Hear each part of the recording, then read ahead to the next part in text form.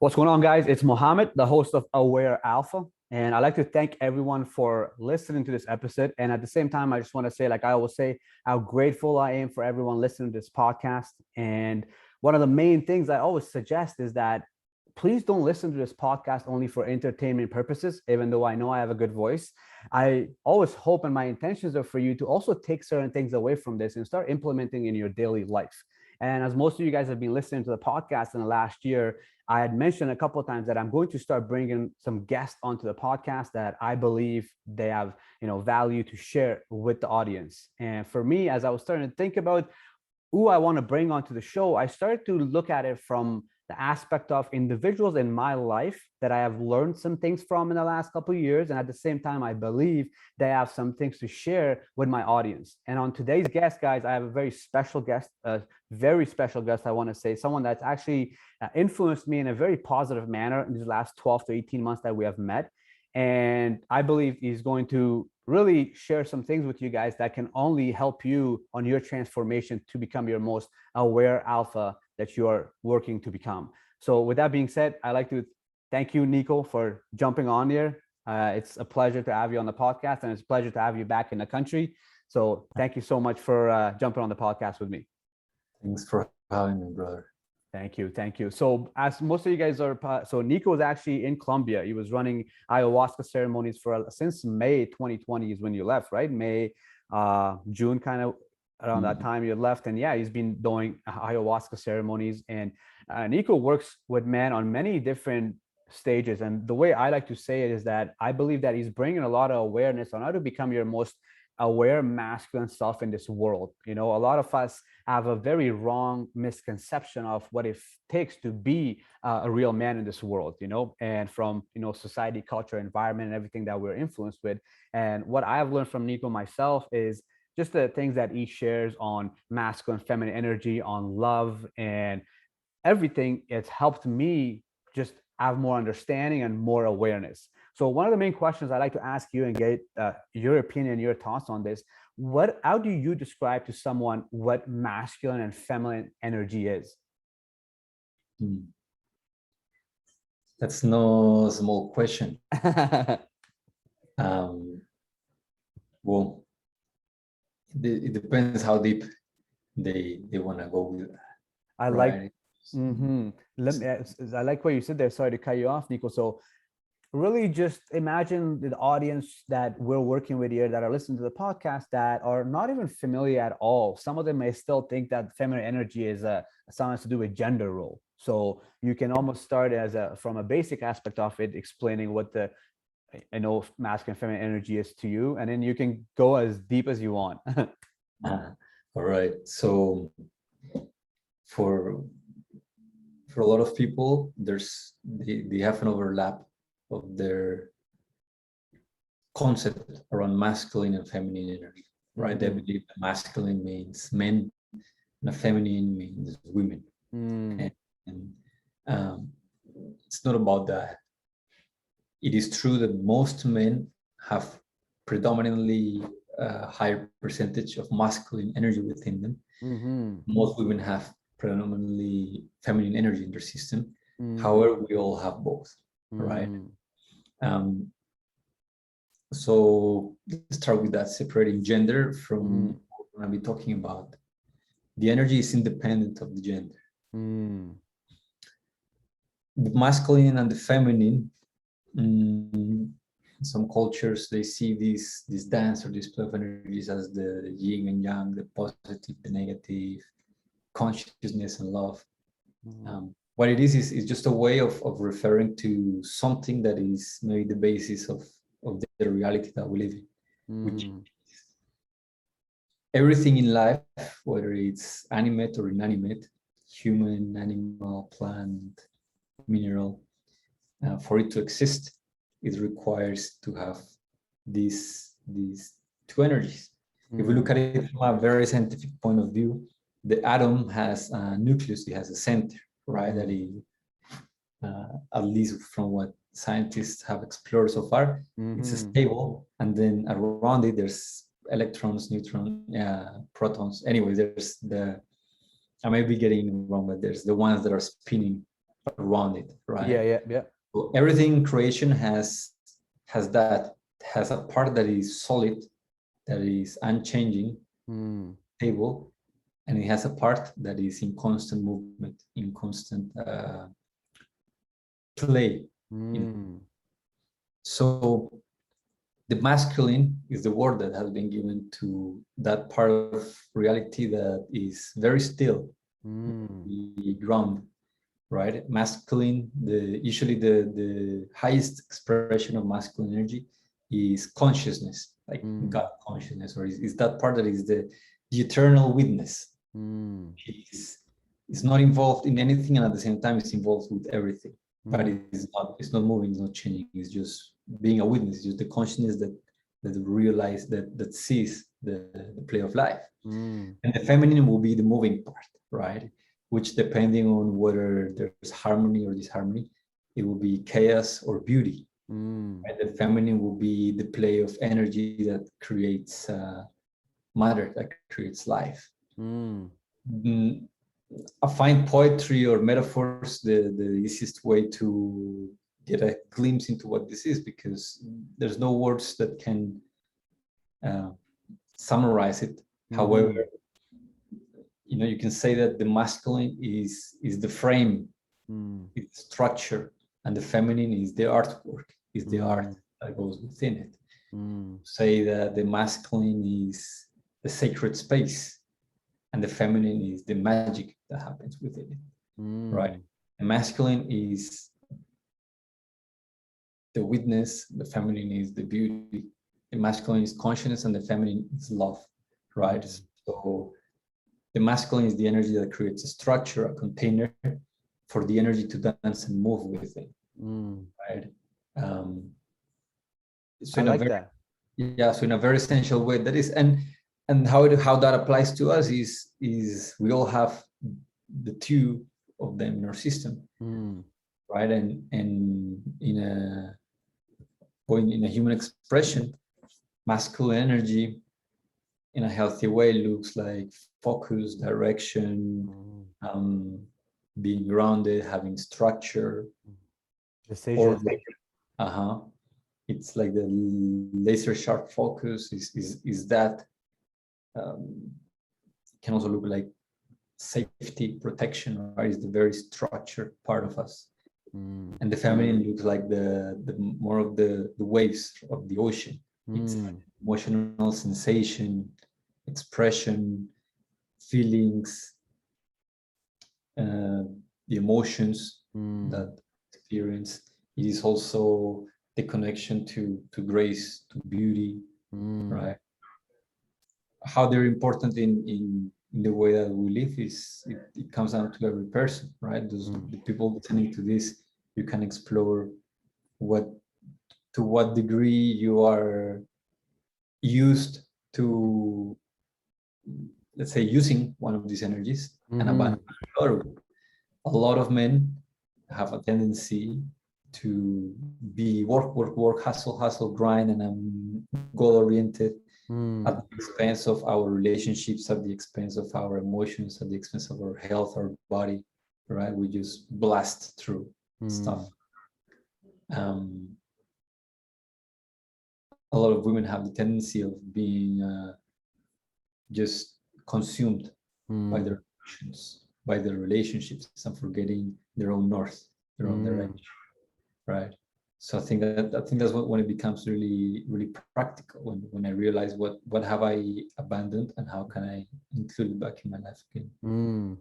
I love the way you explained that, because the idea of masculine and feminine energies, once I discovered this concept, right, I started to learn more about myself. I started to understand why I haven't had any authentic relationships with my own sisters and my own mother when I was in my teens, why I wasn't as close with them. And once I discovered this information and I started to, look at what masculine energy is and what feminine energy is, and then realize that myself, my whole early 20s and even before that, I was always in my masculine energy. I was, decision making, structure, setting goals, going after it.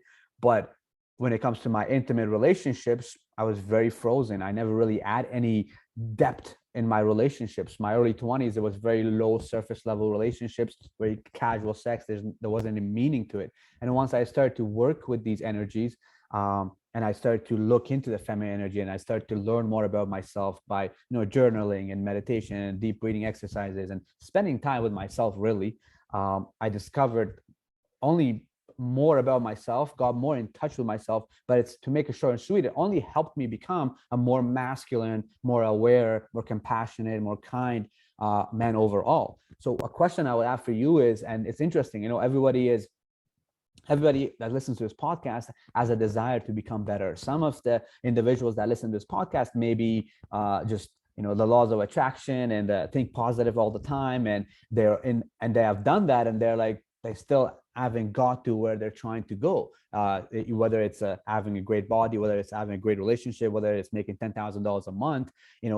This positive stuff that the laws of attraction industry kind of teaches you. You kind of find out at one point, if you're lucky enough, that this is not all, like, you can't just always think positive, and you can't always just dream, manifest these things. Like, there's a negative to it. There's things that you have to also get in touch with and understand and learn about yourself and integrate them all together. So if there's somebody for yourself, like, how would somebody wants to become their most masculine self, become their most aware self, whether it's man or woman, it's like, how would you, I guess my question is, or even in the thought that's going in my head, how do you get somebody, or how does somebody end up discovering that there's more than just these laws of attraction and positive thinking? Like, a lot of people don't this industry, and I was somebody that kind of fell into the trap of it when I was in my early teens,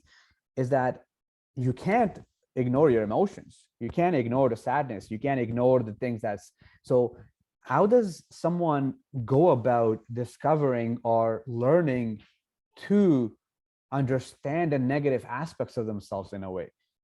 Like, I don't even know if there's a process. I don't even think somebody can be like tomorrow, be like, no, I'm going to start this, or like, I feel like something happens in their life or something where they realize, like, oh, I can't keep suppressing the negatives. Like, I got to start kind of acknowledging them, or look at them at least, and say, like, why am I insecure, and why am I this or this, and all these things. So I don't even know if I have a question when I just shared there, but like, how do you help men that come to you and they're like, I want to have a better relationship, I want to have a more sophisticated sex life, I want to have a better business life, and yourself, you have seen success in all these things, and from hearing your story many times, early 20s and early teens, where money and success and all these things, and then you discover that there's nothing here. Like, I gotta really just get on this side of love, compassion, kindness, and understanding yourself and getting deeper, right? So like, what kind of men come to you, and how do you go about processing of helping them discover this type of information to become a better version of themselves?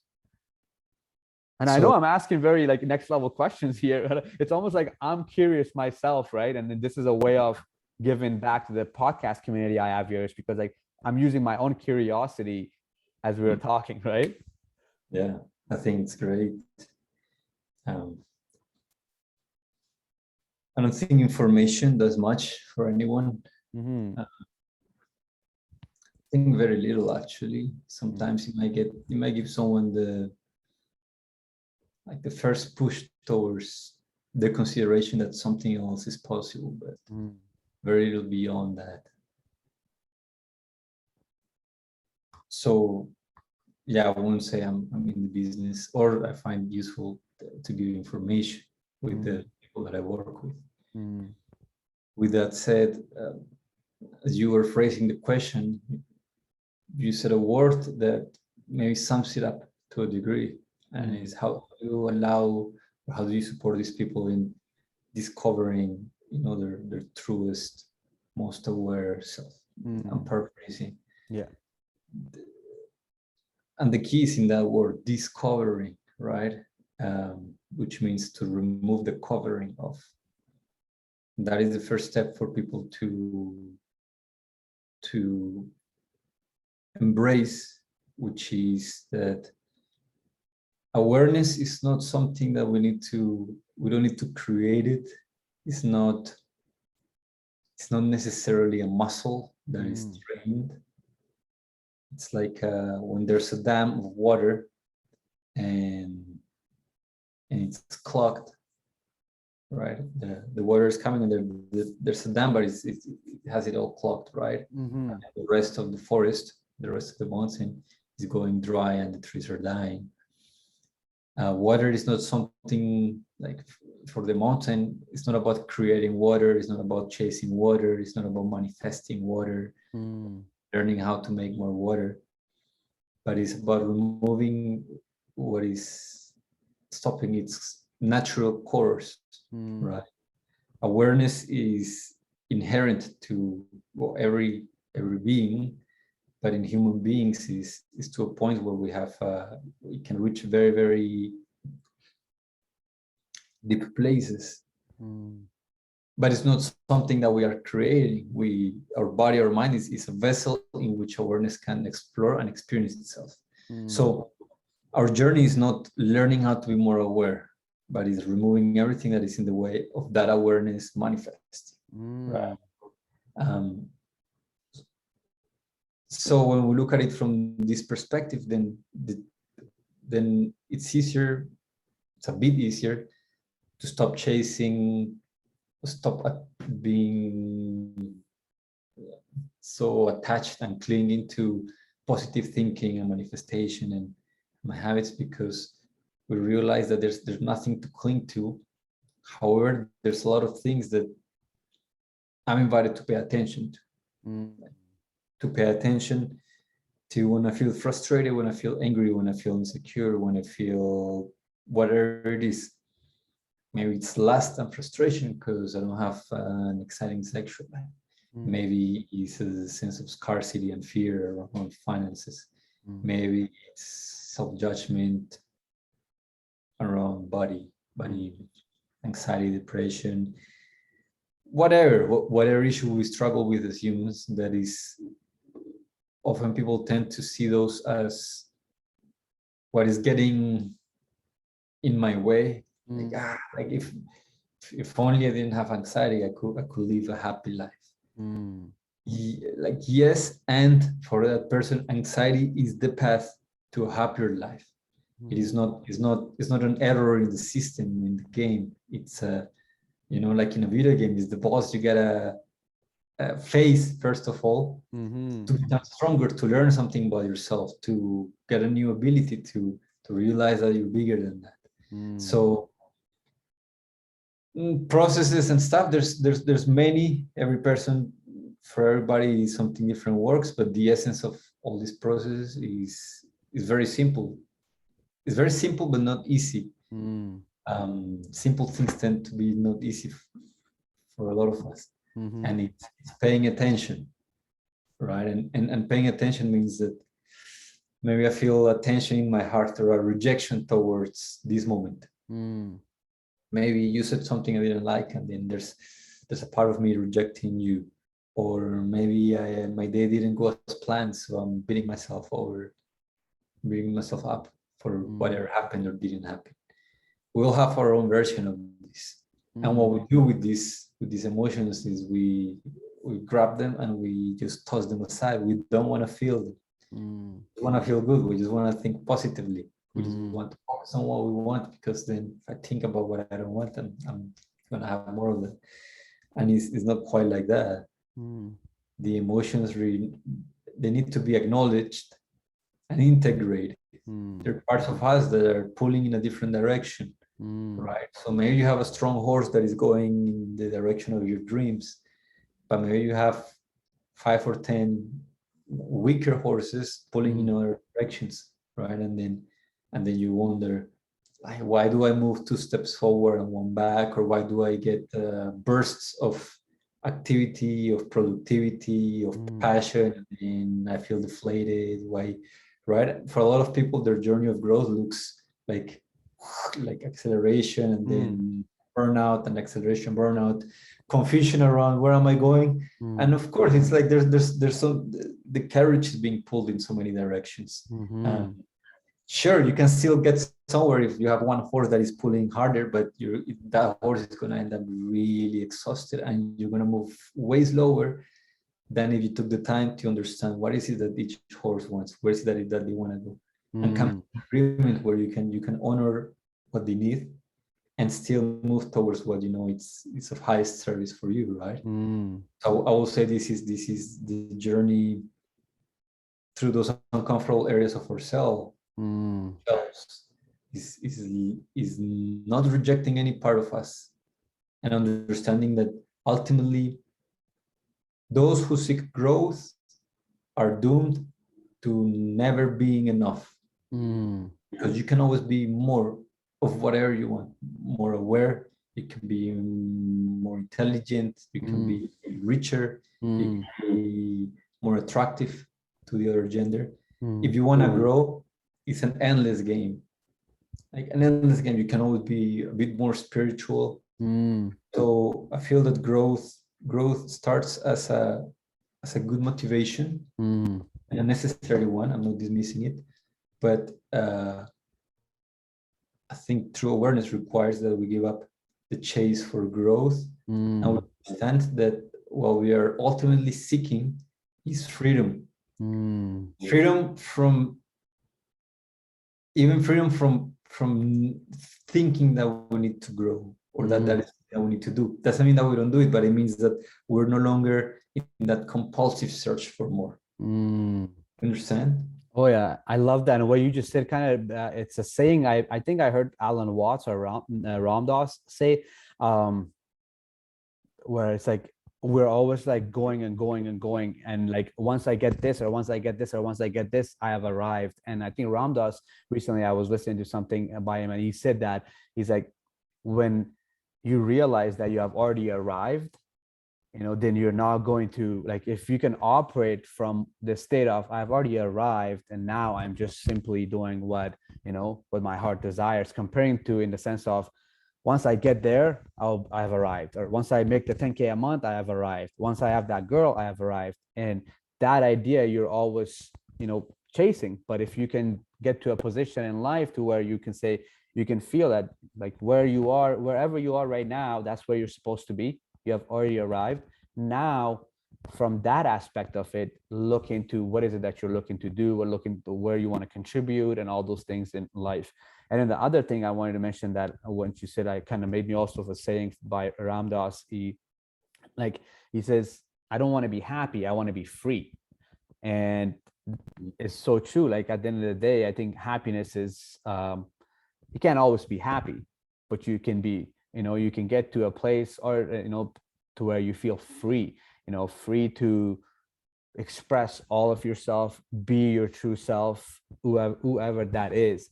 And something that I took away from you as you were talking there, which actually helped me, if someone comes to me ever and it's like they want to start the process of becoming their most aware self, and what I took away from you is that you start paying attention.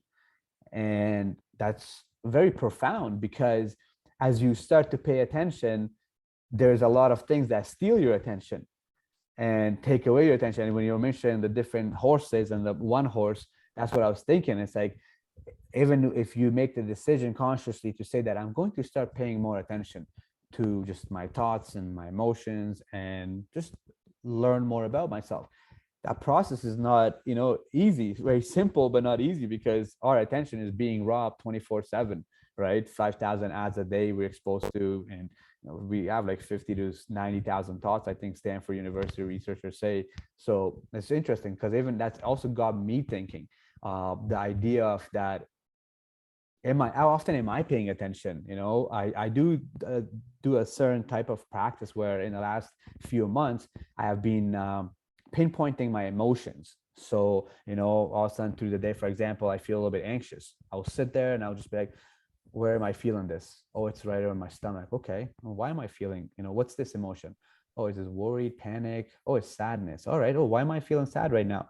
Okay. And then like kind of acknowledge and kind of process that emotion that way, right? And then I'll say, I take a couple of deep breaths into that spot and say you're safe within your body. And of course, sometimes I feel like it's my inner child talking to me, and I'm just simply processing what he's, pretty much listening to him in a way.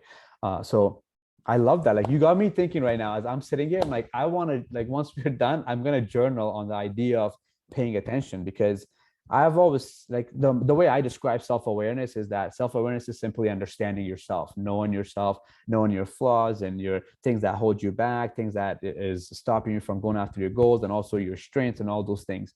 And the way you described it was interesting. Like it's almost the same, but it's like, yeah, like I'm simply paying attention to my flaws and then my strengths and what's holding me back and what's not, and all those things. So I love that. So a lot of guys that are listening to this podcast, ladies. So my brother Nico got married here in a couple of months ago. First of all, so I want to say congratulations on the wedding.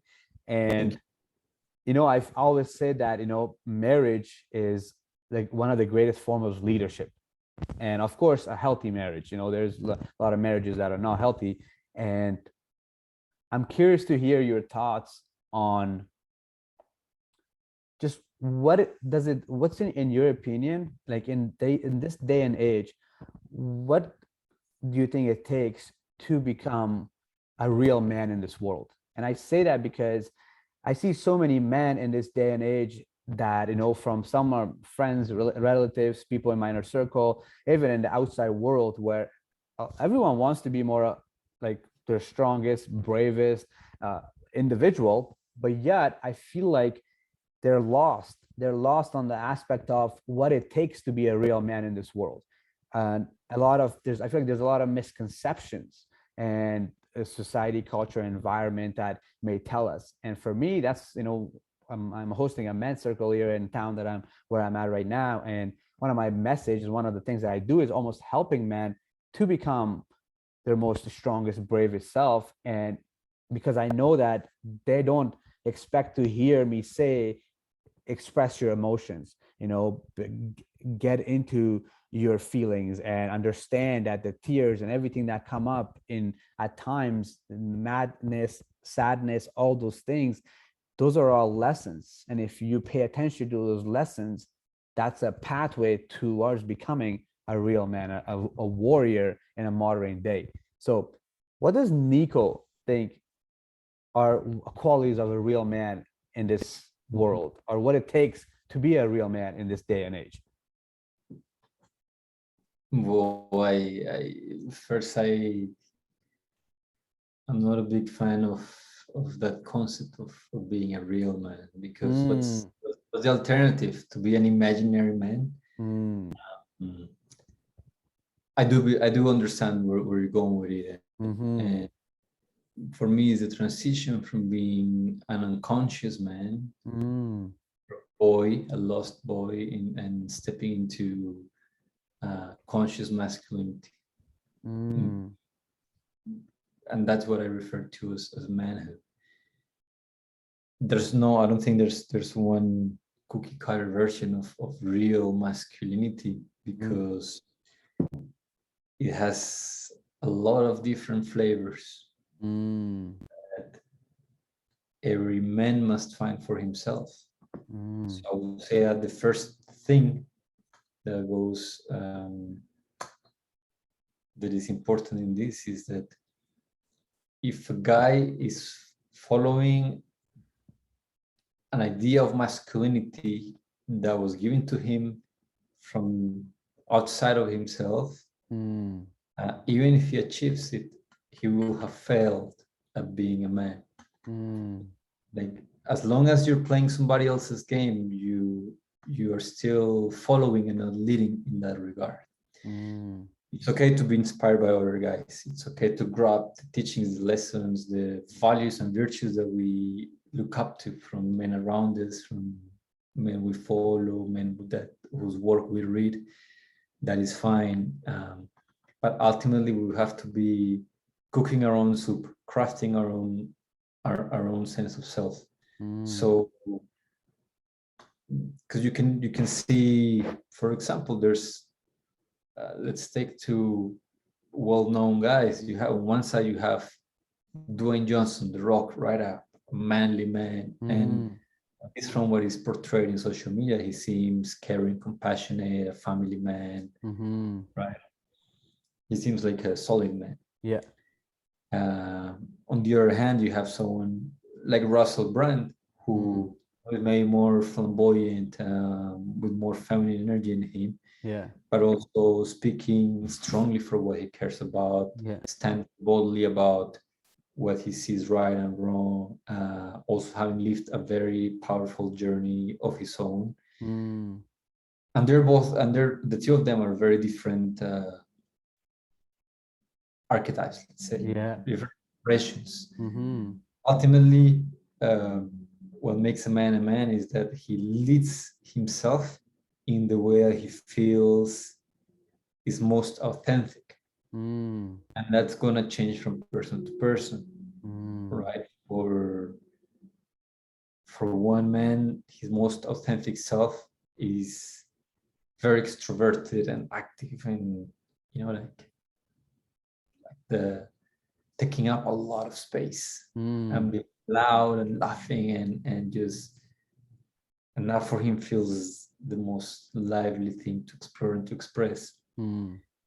For another man, it can seem the opposite, like solitude, silence, being grounded, being still, saying a fewer words but piercing deeper with his energy.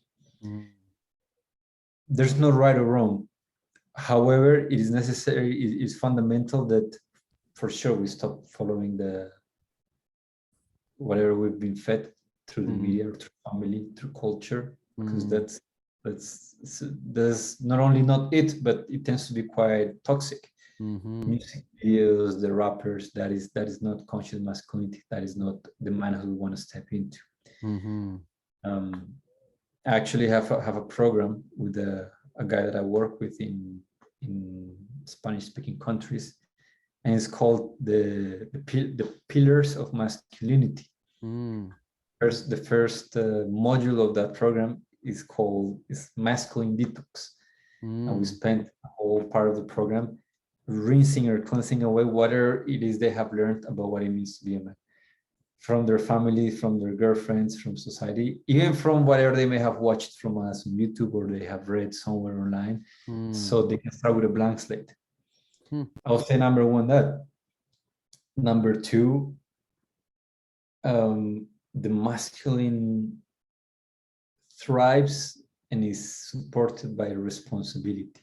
And I don't mean burden, and I don't mean commitments, and I don't mean agreements, but responsibility, his capacity. If the highest expression of the masculine is God consciousness, which is that which sees and is responsible for everything, that which pays attention to anything and everything across eternity, the closer we can move towards that is in our own ways, the closest will be to our most realized version of masculinity, which means that what we talked about earlier, like if I can be impeccable with my attention, if I can be impeccable with the way that I perceive my emotions, those of others, the work that I do, if I cannot fall asleep at the wheel, then I'm nurturing that part of me that is very connected to the essence of masculinity, right? It's seeing, but not seeing is not just looking at something, but seeing, being so in the moment, so present. In presence is another quality, being so present that our attention punctures and penetrates the moment, right? So present to our business that we know what is the next thing we should do. So present to our women that just witnessing them has them feel safe in our company. So present to ourselves that nothing goes by past, that we ignore any part of ourselves, no matter how ugly or how scary, right? So I would say that's a big point to start, like define masculinity on your own terms. Yes. Embrace attention, which is consciousness, responsibility, and presence. If a guy can do those things, it's inevitable for him to start showing up in a way that is authentic. I believe it too. Like what you just shared, everything. I was thinking of the hero's journey, and what you shared was, so listening, as everyone that's listening to this podcast, I was curious to hear from Nico what he thinks is a real man, and what you shared was actually, like the idea of the way I worded a real man. It kind of sounds very 2021, I could say, but like what I was curious almost, and the way you answered the question was uh, very well said. The way you said it was the fact that, yeah, like presence, paying attention. And I think those are so beautiful, because I'm thinking about my own journey these last couple of years, and staying present and being in the present moment has been one of those things where when you can get around a woman who feels safe in your presence, that can show how present you are yourself within yourself, right? And it is a beautiful thing. And I do believe that is definitely something that is part of becoming a very aware masculine person. But like, yeah, I was totally thinking about the hero's journey, like really at the end of the day, that God consciousness, if masculine and being a man is that, and that is the most, the truest way to become your masculine self, is the hero's journey, meaning that you discover your own, path, you discover your own purpose, you discover your own self and your own triggers, and the things that bother you, and the things that excite you, and the things that, make you who you are. And I think the person who can truly pay attention to that and pave their own path, not be influenced by movies, culture, father, or anything like that, but they choose their own path and keep it, to make sure that, yes, you can have mentors, you can have, like you mentioned, you can have mentors, you can have people that you look up to, male role model, female role models, or anything. Yet you take all the things that you hear, but you still make your own sophisticated, conscious decision on what you're doing with your life and your relationships and everything like that. Are you familiar? Look, I'm sure you are. Are you familiar with the hero's journey, the book, and the whole kind of the concept behind it? I have not read the book, but I have heard of it, and I think that that I understand the concept. uh-huh. No, I love that. That's amazing, because that's everything that you were mentioning there. That's all I was thinking about. And one of the things, guys, as you're listening to this podcast, I believe that, you guys are going to take certain things away from here. And one of the biggest things here that I'm still, even processing in my mind as I'm still having a conversation here with Nico, is that paying attention, how important paying attention is. And I feel like paying attention is kind of goes with being present, because if you pay attention, you are starting to become more present by the act of paying attention. Do you meditate? I'm assuming you do, but what type of, I'm assuming you do meditate. Like, what type of meditations do you do, are part of your daily routine? I'm curious to know.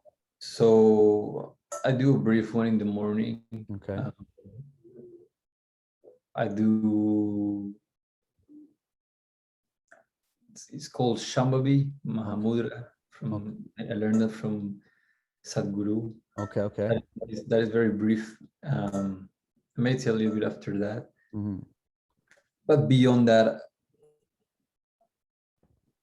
my meditation practice is my day, right? I try to see how impeccably can I move through my day, through the work that I do, through the conversation that I have, through the state of the place I live in, through the meal that I'm making, how I eat it. And some days are extremely beautiful, in the sense that it's just a few moments where I feel like I forget about the moment. And there's some days where it's the opposite, where maybe right before I go to sleep, I realize that I've been on autopilot most of the day. My, let's say, go-to, or the mere basic, and it's something that I give to all my students, and is the very first assignment, which is there are 4 or 5, if you have a partner, there are 5 moments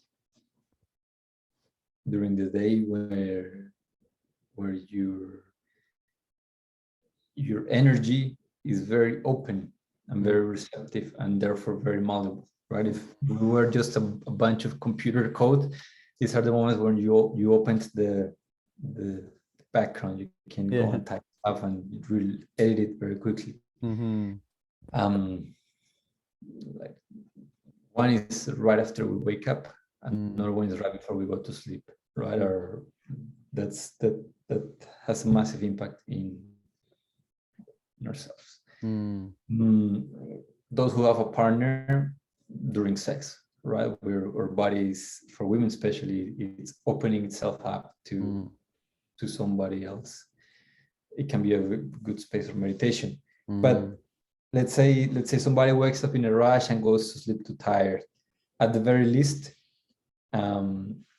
when we cook and eat our food, I make sure that maybe there's music playing on the side, but I'm not looking at my phone and I'm not multitasking.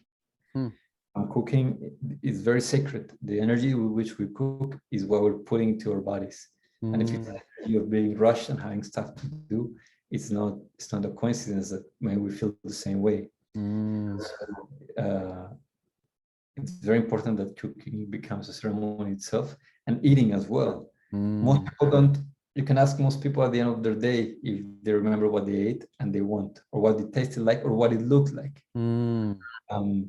Most people, and I have asked like a few people, they have never looked at the colors in their plate before eating a meal. They probably don't even look at the spoon anymore when they're about to put it in their mouth. Just because it's something that we're already very used to and we do mechanically. But it's incredible how different we can receive a meal when you grab a spoon and you look at it, like the texture, the colors, the smells, how it feels in your mouth. So eating, I think, is a very important and useful meditation. It'll improve your digestion, many things, but above all is the quality with which we are receiving the food impacts the quality of our awareness, the rest of the day. And showering too. Our pores open up, especially we shower with cool water. So that's another place where it's really useful to be fully present, which meditation in essence is that, is being fully with the moment. Mind quiet down and truly being, right?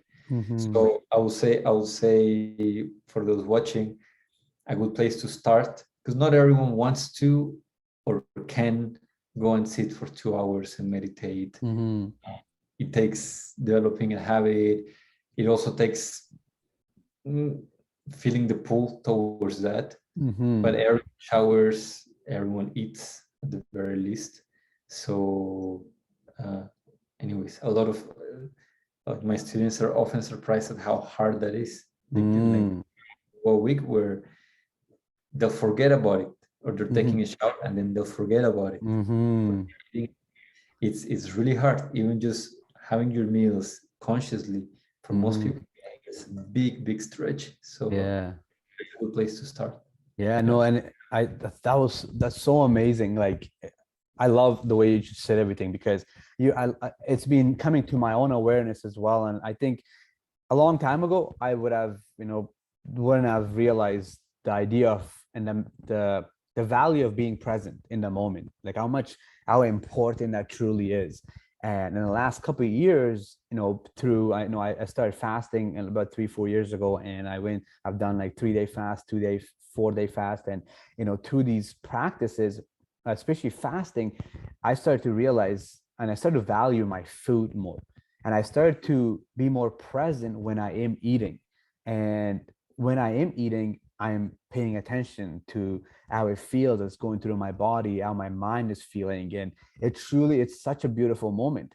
And that has helped me become only more present and more in touch and more in tune with the food that I put in my body, in showering, taking cold showers, and these individual acts through the day, and how important it is to be present through these days and through these experiences and through these activities. And the way you just described, like a meditation, it's so profound, because anyone that's listening to this podcast, they probably wouldn't have assumed that if I simply can be present when I'm taking my shower, that's a type of meditation. If, when I'm eating my food, phone is not with me, there's not a TV show in front of me, I'm literally simply sitting there with this plate, and I am, communicating, conversating, I'm eating this food, and I'm truly paying attention to the taste, how it feels, and all those things. And I'm actually like, even though I did a 20-hour fast today, and when I add my food, I had a smoothie, I really take my time eating it, because it's just, it tastes good, it feels good,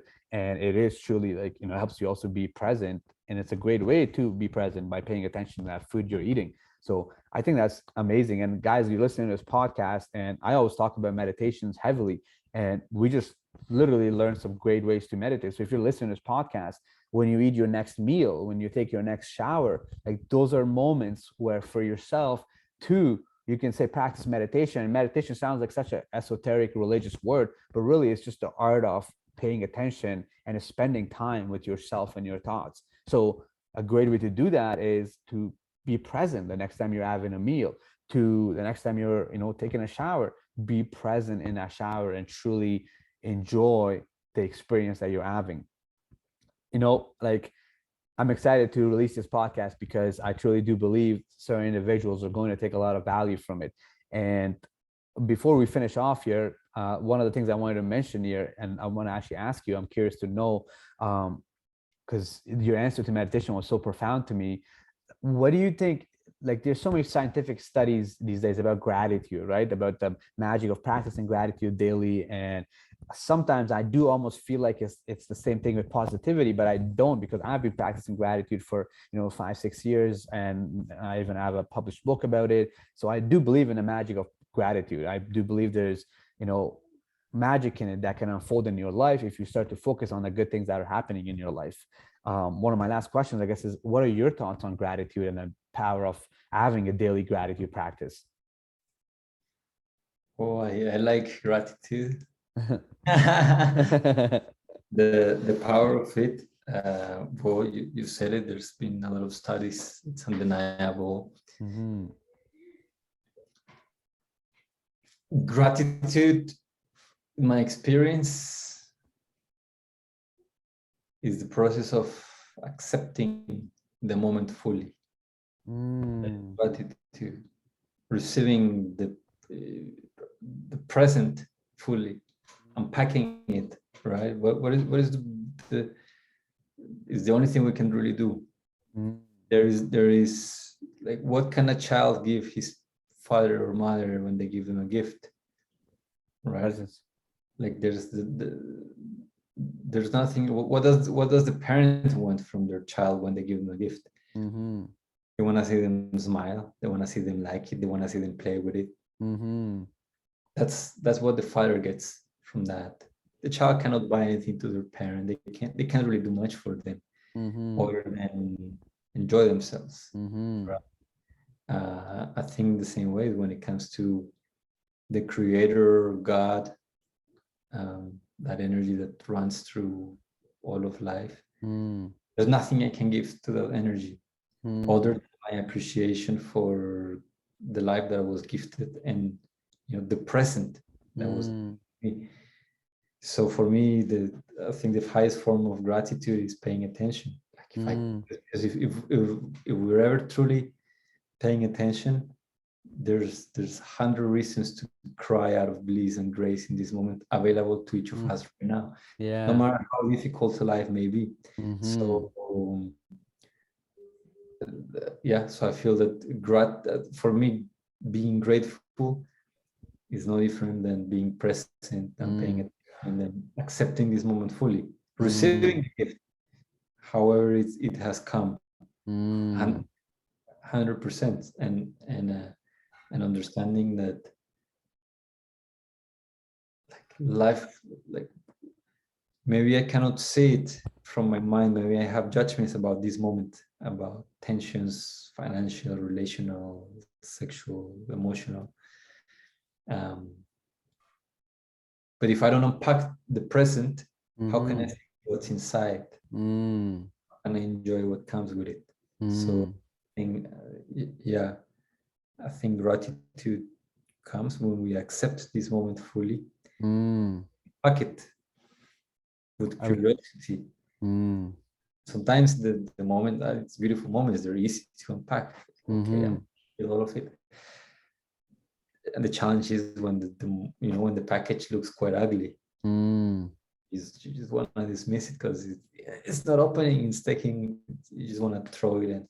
You just want the nicely wrapped gifts, but it is in those present moments that we struggle to unpack. That's where the real jewels are. I love that. And like one thing I took away from what you were just sharing was that gratitude. You said, correct me if I'm wrong here, the act of accepting the present moment. And I think that's so profound, because I was just thinking I was like, okay, so my gratitude practice in the mornings would usually be like, like I sit there and open my journal and like, I'm so happy and grateful for my family. I'm so happy and grateful for, having this amazing podcast. And as I was just thinking that, I was like, what is that? That is focusing on being present and finding what is beautiful in my life in this present moment.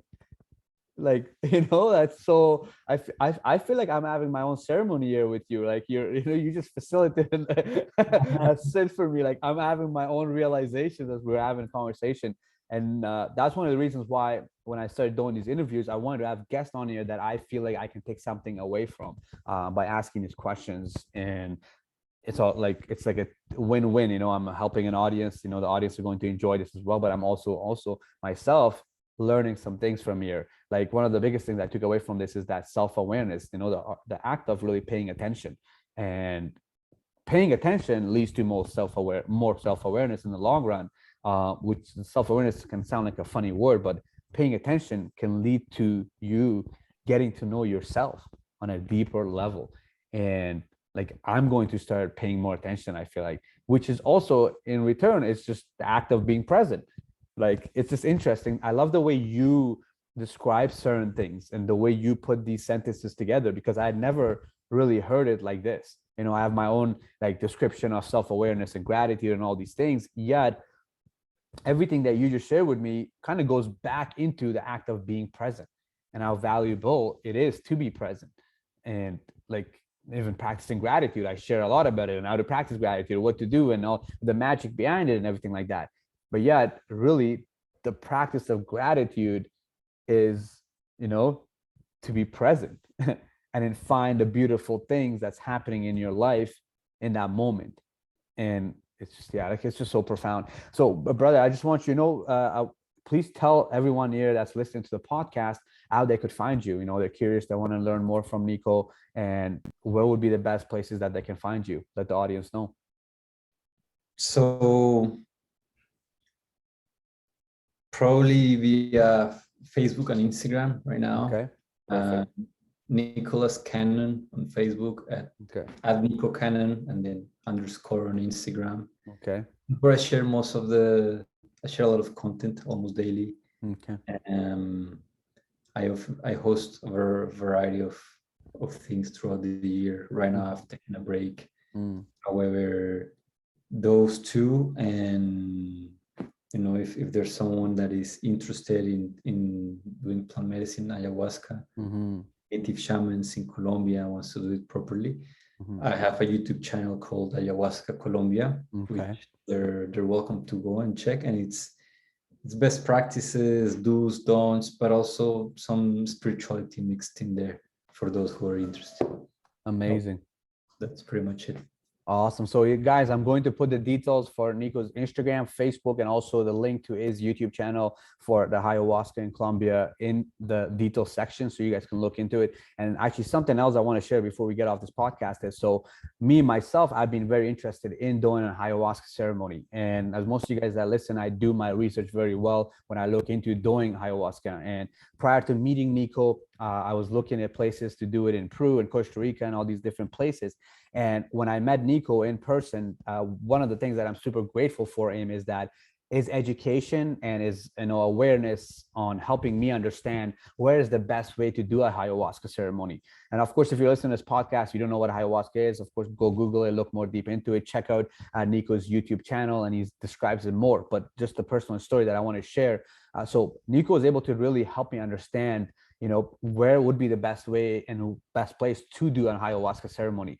And it's interesting that if you're looking into this right now, and there's places in Costa Rica, but what I found out was they're very mainstream. It's not actually, you're not going to get the benefits of the experience that you're looking for. And, even reading it on a couple of different, places, and even that, like, it's just not, it's very mainstream. And then even if you look at it, some of those places, there's a lot of these famous people going, and the experience is not as authentic and as intimate as you want it to be. And I promise you that I believe, this is just personal experience, I haven't done a ayahuasca ceremony yet, but Mother Ayahuasca is calling me, and I believe it's happening. So for me, after doing my research, I realized that one of the reasons why Nicolas come into my awareness, and he came into my life, is that he's the individual that I plan on doing a ayahuasca ceremony with. And I'm not sure when is his next one. I'm assuming sometimes in the next year. I've already set intentions out there that the next one that's happening, I plan on going to it. And guys, I'm telling you that if you are curious about plant medicine, and if you're looking to experience it, I highly suggest that you want to go with Nico and message him, and you want to experience it with him and the shamans that he's working with. And I'll tell you why. Because I seen this last ceremony that he had. I know I was watching him on social media. I was messaging him back and forth, and how authentic it is. The fact that they were going and finding the ayahuasca. I seen a story where you were going in the dark, and you were sharing that you want to find it like in the dark, or when you're cutting it, and like every stitch of the way that you shared, I could tell how much you are involved. Positive energy was involved, the right intentions were involved, and like that's what got me super attracted to it. Comparing to, I have no idea what these places in Costa Rica, I don't show you, I don't know even where it's coming, I don't even know it's full-on medicine, I don't even know what it is. So comparing to seeing you, and you shared everything so open and so vulnerable. And so for me, guys, if you're looking into these ceremonies, you're looking into plant medicine, Nico is the man. You want to contact him, you want to ask your questions from him, because I don't believe personally, and trust me, I've been looking into this for 3 to 4 years, there's no other place in the world that you want to do these ceremonies but with this brother, because it is happening. It has such a just authentic and realness, and the just everything about it was just so, like, it was just calling me, like it was so beautiful. And thank you again for also sharing that on social media, the practice of when you guys go and get the ayahuasca, and how you make it. And even like I remember you guys were like kind of moving the things around, like stirring them, and there was the individuals that you were kind of filming where like they're playing the music, and how important voice and sound is to make sure you have the best medicine. Like, I'm sold, right? Like, I'm sold. And timing didn't work this year because I was traveling a lot for me. But like for me, I had already, even when it happened, I remember I was watching the stories. I'm like the next one, I'm like, there's no way I'm not going. Like, it's just, there's no way. So anyways, guys, I just wanted to share that story. And Nico also shared, we know where you can find them. So we're going to share those details and everything in there. And Nico, brother, I just want to say thank you so much for jumping on and sharing some nuggets here with us. I truly appreciate it. Thanks, brother. It was a pleasure. Thank you, brother. And guys, as we finish out the podcast, and I just share my intentions with you guys, is that my intentions for you as you're listening to this podcast is to not only enjoy this for entertainment purposes, like I shared, but also take something away from this, put it in a note, put it in your phone, and implement it in your day-to-day life. How to do anything that you took away from this. There was a couple of good nuggets in there that you can take away and start implementing it in your life on a day-to-day basis. And that's how you're going to really take something away from this. Because if you listen to this podcast, you just put an hour of your time into this, which I appreciate very, very much. And that's why I'm very, intentional that I hope you take something away from this and you go on and start implementing it in your day-to-day life. And with that being said, guys, I love you guys. I appreciate you guys, and stay an aware alpha.